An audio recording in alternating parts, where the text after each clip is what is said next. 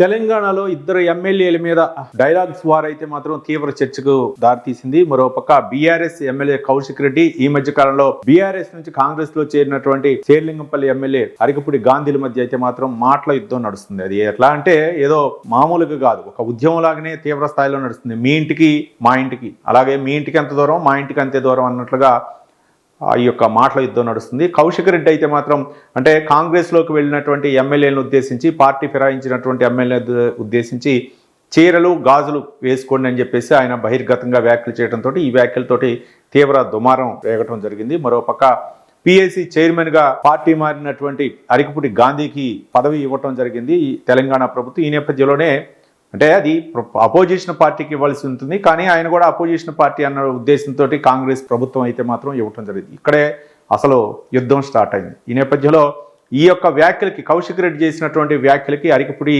గాంధీ అయితే స్పందించారు. ఇక గాజులు చీర ఏ విధంగా ఇస్తావు, మరో పక్క నీ ఇంటికి వస్తానని చెప్పేసి వ్యాఖ్యానించి ఆయన ఇంటికి వెళ్ళడం జరిగింది, బైఠాయించడం జరిగింది. ఇక పోలీసులు అయితే మాత్రం కౌశిక్ రెడ్డిని హౌస్ అరెస్ట్ చేయడం జరిగింది. తర్వాత ఆయన పోలీసులు అరికపూడి గాంధీని పంపించడం జరిగింది. ఇక తర్వాత అరికపూడి గాంధీ వంతు అయిపోయింది. తర్వాత కౌశిక్ రెడ్డి వంతు.